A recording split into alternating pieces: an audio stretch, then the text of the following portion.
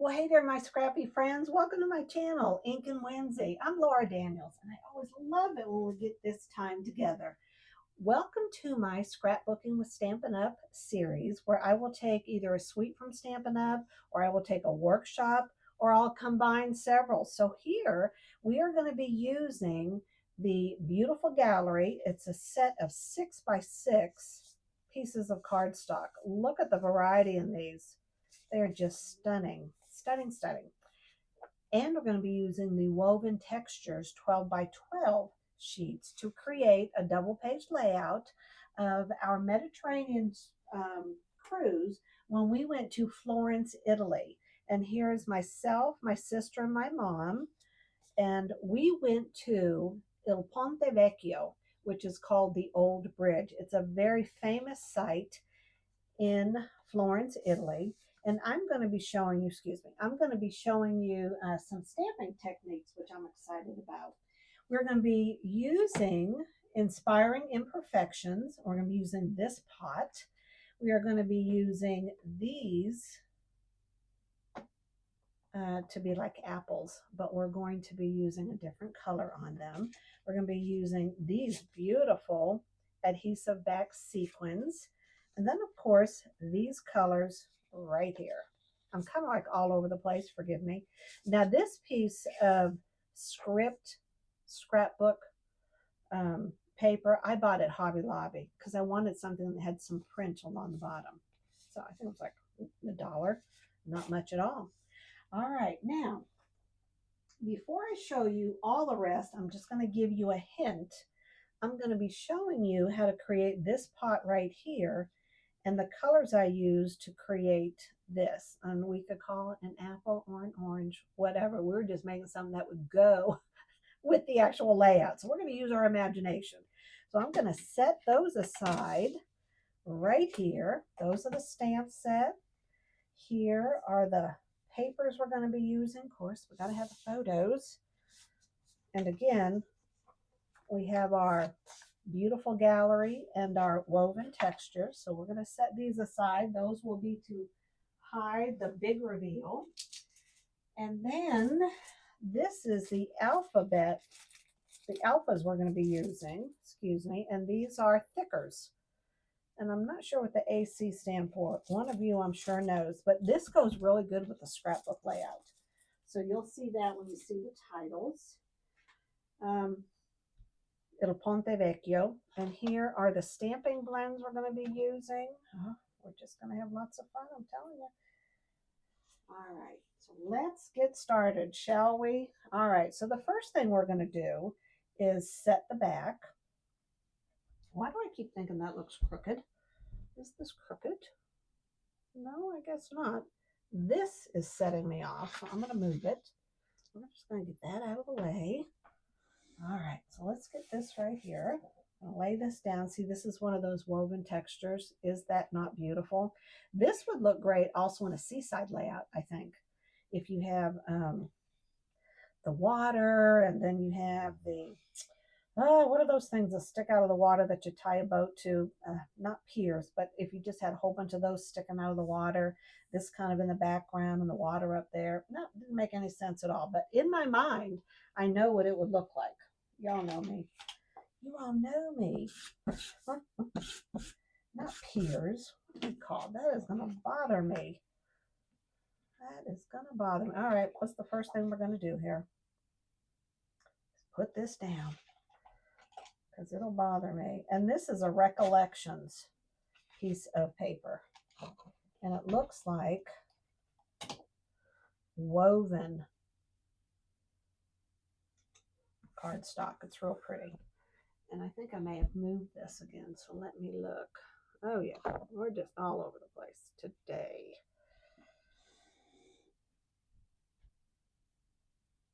All right, so let's set this down. I was about to stop the camera and I went, no, because the reality of scrapbooking is sometimes you do get all over the place, don't you? All right, now this right here, I did cut this out, and it's from foil paper from Stampin' Up. And we are going to add this right along the bottom. I'm going to put that pin there so I don't lose it. And I could either use this or my Tombow. I just want to be able to do a straight line. Oh, here we go. It's looking rather straight. Let me get all the way to the end. There we go. Okay. I'm actually going to pick it up like this, wondering, nope, maybe that won't work. Gosh, you know what? You just get sticky stuff all over your fingers. Come here now. Come on. No, let's just forget it. It's going to get on my hands.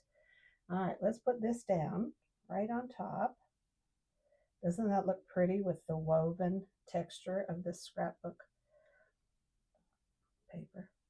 All right, here we go. Let's move this down. We're good. All right, now we are going to use this. This is one of the 6x6 papers from the Beautiful Gallery. And when I cut it, I'm going to use the other bit of this, because you figure this is a 6, right? The other 2 inches on the other page. But what I want to do before we put this down is I want to rough up the edge. Not with this. Oh my gosh. Where's my sander? Here's my sander. Let's just put a little bit of green, right? We're going to go like this.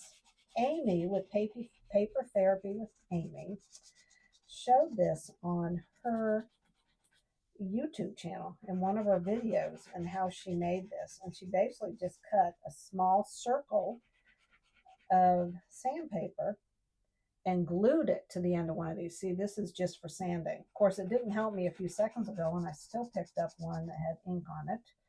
So, and this is my color sheet that I want to show you. So that's why that was flipped over. All right, so see, it kind of gives it a rough looking edge. I love it. And I want some more right there, don't I? All right, let's do some more. Come on, let's get it. Let's get it. And you see how I'm holding it down and kind of just doing short little circles, because you don't want to rip a whole bunch of it off. It would not look good. Ask me how I know that. All right, so this is going to go about right here. We need our photo. And right back here is the Il Ponte Vecchio. And it literally means the old bridge. And you'll hear all about that in my journaling. All right, we're going to put this on here. And I want the darker side. And you're probably going, well, it doesn't match with your jacket. But we are going to bring all these colors together, I promise you. And it does look good together. The layout really looks stunning, in my opinion. All right, then we have our other photo. And we're going to bring out this color and see how it complements each other right there. All right, and here, I love this wooden 6x6 Beautiful Gallery paper. So I cut it out because it's the back of this. Ah. Yeah, so I tried to save as much as I could. So I could use that for tags, or if I wanted to use it for banners. So that was my thought process. All right, here we go. Because, you know, we got out the large 12x12. We might as well gut out the small ones. All right, so these are going to kind of go like this. And I'm going to have Il Ponte and Vecchio down here. And then we're going to have this picture here. So this is kind of where things are going. And we're going to have a cluster here and then a cluster up there. So we're going to lay this one down after we put this. And here, you know, you got script, you got to make sure you have it right side up and not the wrong side down. This right here is pecan pie, and we're going to go around this edge right here real quick, just this top edge, because the bottom and the sides, they're going right up to the edge of the actual 12x12. And I just don't want to do it all. So there. All right.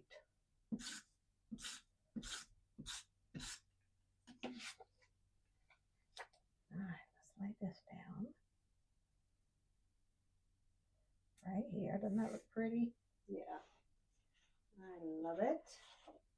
And then we're going to put this right here. How does that look? All right. You know what's funny is I have no idea where this is supposed to go because I did not have it on my other sheet. I think I forgot to put it down. So we're not putting it down on this one or that'll look real bad. So we just did the distressed edging along the top of this. All right, so let's think of how we're going to put our title. And it's going to go right up here so I can find the placement of my photo. And I want it to go on top of the top edge there. So this is where I want this. We're going to lay this down. This does go somewhere. Maybe it's on another layout. Huh? Who knows? Let's put each other right side up. That's always helpful. And let's see. I want it about right here. And just make sure we have enough room for the word. We're going to move this over to about right here. I think that's good, people. There we go. Nice and even. And we can put this down now. And this is going to go right underneath here. At about right there, because we're putting the second word underneath this. And we can set this down because nothing goes underneath it. And the best way to fix that for yourself, because y'all know how I am, is to only put the tape runner in the middle. That way, if you do have to stick something, you can do it. Okay, that's going right there. Cluster and cluster. And we're going to put the title. And this is going to go down here on the bottom. All right, this is going to go down here. All right, so I'm going to pause the camera and I'm going to put the title on and I'll be right back. I think this alpha sticker set just really complements this because it's bringing out the blacks and the grays in it. I like the way it's looking. All right, so now we're going to work on our clusters. And I want to show you how I made this pot right here. Now, when you're looking at this stamp set, the front side has this design on it, but we don't want the design. I wanted it to look like it was a stone pot, the many that we had seen when we lived in Greece. So I'm going to show you how I created that. We're just going to take a quick pause here. We're going to set this right here. I'm going to grab all our supplies. Now, the first thing I did is I put the stamp. Here's that front side that has that design, right?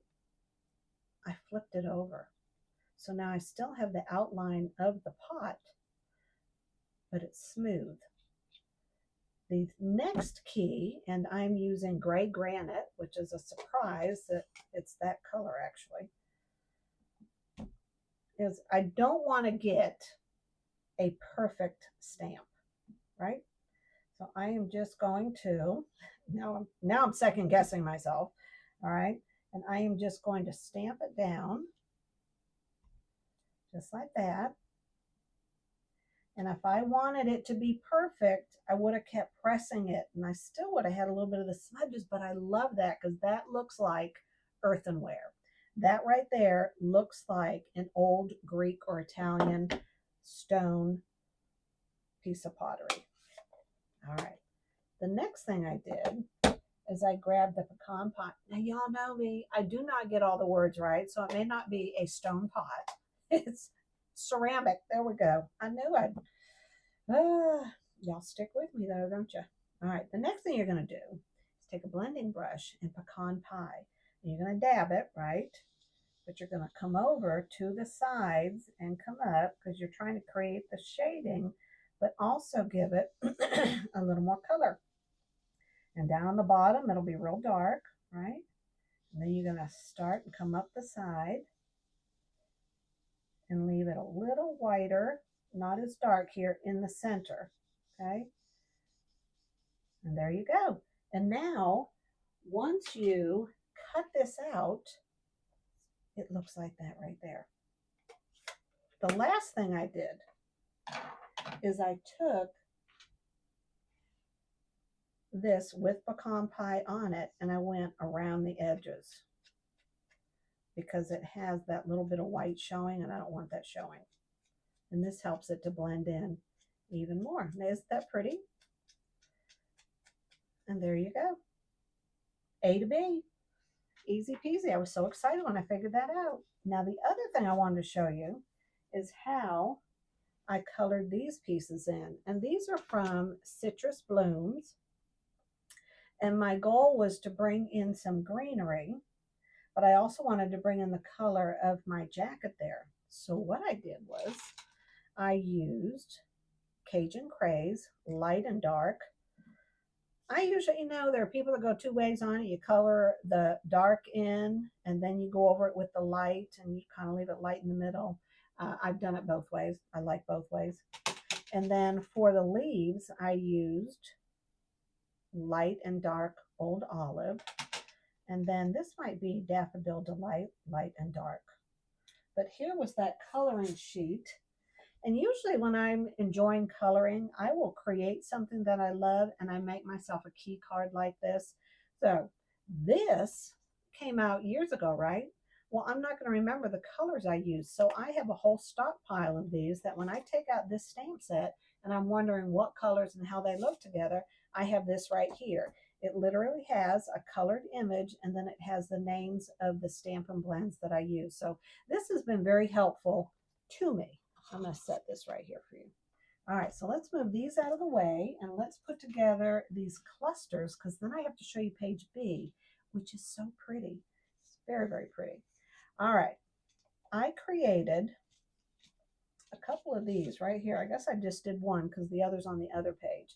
This is from the stamp set, Elements of Text. Now, what I did here is I stamped it in pecan pie, and then I fussy cut around the edges, and then I used the blending brush, and I lightly went just around the edges, keeping it lighter in the middle. So I'm using that as a grounding point in addition to this floral down here. So I'm just bringing out the browns in both of these corners. All right, so let's get started putting this together, because this just looks so pretty.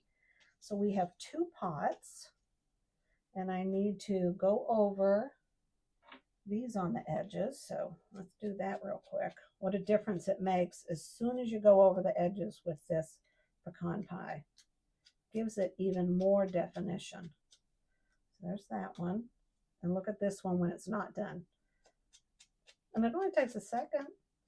And I have gotten over myself that, if I do a little too much in the top corner, it just rolls right off my shoulders. I don't stress about that stuff anymore. That doesn't happen. Okay. So let's see. We have two pots down here, two pots up here. We have a flower up here. We have a flower down here.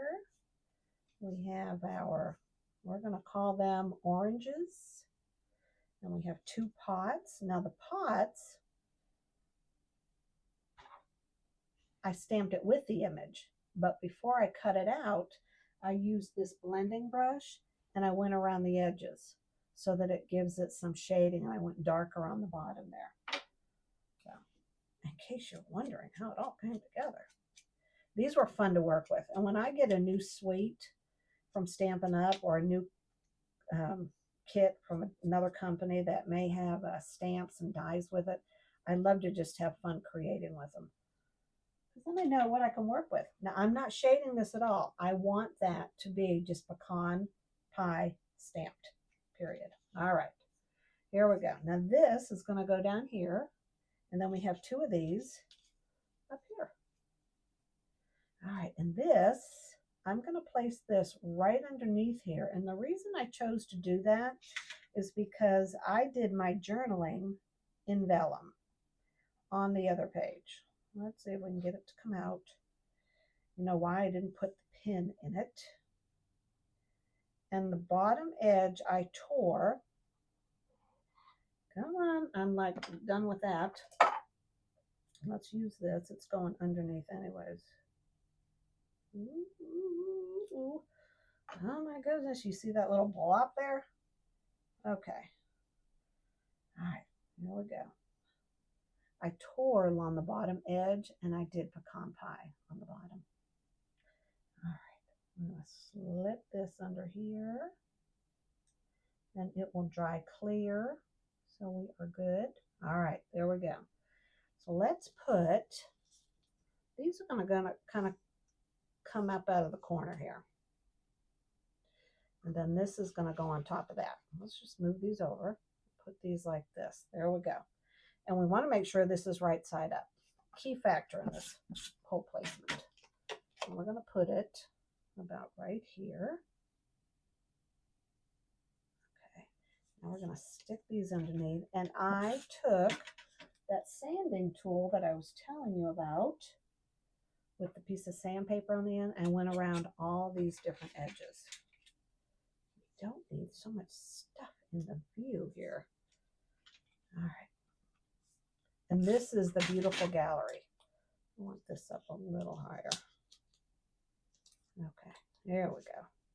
To bring out the gray, grays in the skies. It was a very, I wouldn't say dark, but cloudy, overcast. That would be more the word. So the grays work perfectly, and so did this right here. Oh, so pretty. We're going to put this here. Now this is going to go in the very front, and then we have our two pots, and I want to stagger them as if one is in front of the other. Don't these just look so pretty? All right, let's do this. Sometimes it's easier to work with two hands for the placement. We're going to put them like right there. Yes, that's good. Okay, we're going to stick this in the front. And I put this on dimensional squares. I'm going to put this right here. Isn't that coming together pretty? All right, now on this apple, because that's what we're choosing to call it, I only put a dimensional behind the actual apple itself, because the other part I will be sticking underneath the bowl. But I wanted this to have some dimension, so then we're just going to stick that right there and have it coming across this a little bit. You notice I pulled up the leaves. All right, so now let's focus on this area down here. We're going to have the apple coming up from this, and it's going to cover the painting a little bit. This is going to go about right there, I think. And we want these down here. This is why I didn't put that brown strip. Not much of that shows whatsoever. That's my story, and I'm sticking to it. Okay, I'm going to put this right here. And I think that would look pretty with some gold string. And I will put that in before I do the big reveal, because that'll look good. All right, where's my pots? Let's get this down right here. Right there. And one of these pots is going to go in the back. And back of the flower, about right there. There we go. And this one's going to go further down. And I think we're going to move this. I don't like that crooked. It's kind of funny. I'll move it over a little bit. That looks better. All right, and this one's going to come about right here. There we go. And now we're going to put down our little pot. And that's going to go right here. Now we're going to add this flower, the orange with the flowers, the little apple blossoms. I'm going to stick this down. And it is literally just coming down across the bottom. I'll put that right there. All right. Woo, I love it. All right, let's get some of these on. And then we're going to do the big reveal. And I used all three of these colors, except for the silver. And we're just going to put a couple of dots up here and down there. I'm going to put this one. Oh my, this is all that big decision making. Well, it shouldn't be that stressful. Just lay the things down. Okay. All right. I think I want one. I know, I'm not doing the threes. There we go. And let's put, well, what the heck? There. I know, it's like, when do you stop, right? A little piece of putty. I'm going to put this right here. I want it to show up. It's no good if I put it down. You can't see it. Okay. Let's put this right there. Put that right there. Let's see. I added so many on the other one, but it doesn't mean I got to do it on this one. We'll put that right there. Okay. There we go. I think that looks very nice. All right, my friends, now don't go anywhere. I'm going to add some twine to right here. I'm either going to put a gold and an off-white, or I'm going to put just twine. And then I'm going to show you page B and read you the journaling. You can learn a little bit about Il Ponte Vecchio. Be right back. I'm excited to hear what you all think of this double page spread, and I'm also excited to hear whether you enjoyed seeing me sharing how I created the pot and then my coloring chart. Because if those are things that you enjoy seeing, I'll be sure to include those in future videos. And I did add some string. Y'all see me use this on so many layouts. I just love this, and I'm sure I got it at either Michael's or Hobby Lobby. All right, and remember, this is the beautiful gallery and woven texture. So I am going to get my hands out of the way so you can take a screenshot, and I'm going to read you the journaling, and then we'll chat a little bit. All right, so here's the double page, and here's my journaling. Bathed in the rising and setting sun of the Tuscan sun stands Il Ponte Vecchio, meaning the old bridge. It spans the width of the Arno River and is in the center of the old city. Erected during Roman times, it is the most ancient and photographed bridge in all of Florence. It's also the only bridge in Florence that was spared from destruction during World War II. A medieval stone bridge filled with colorful botteghe, small Italian shops, along its length. Many years ago, they were butchers, blacksmiths, tanners, and farmers. Now, it's jewelers, art dealers, and souvenir shops. It was simply stunning in so many respects just to stand quietly and take in its beautiful yellow facade, with its image reflecting perfectly in the glassy waters of the Arno River it spanned across. This was when Mom and I and Lorraine were on a Mediterranean cruise with other members of our family. This was back in 2023. But if you look at this photo right here, do you see how it is reflected on the clear glass water? And at one point, we're standing there looking over the bridge because we were way up front here. There's the bridge in the background. Birds were just flying and dipping and sailing in the, in the breeze over the water, and it was just so pretty. I just absolutely loved it. So here I did the journaling on vellum, and I brought the pots in the threes. I have the title Il Ponte Vecchio in Florence, Italy. And this is a normal view when you look at just all the tops of the buildings in Florence. It's stunning. But you see how I have the other half of this 6x6 beautiful gallery page that I absolutely loved. I wanted to bring that into this. So I think it really, there's where it goes. Oh my goodness. Where is that? I could not see it because it blended in. Well, you know what I'm going to be doing as soon as I end the video? Let me just put this on here and we'll pretend it was there to begin with. That is where it goes, my friends. We have solved the riddle. All right.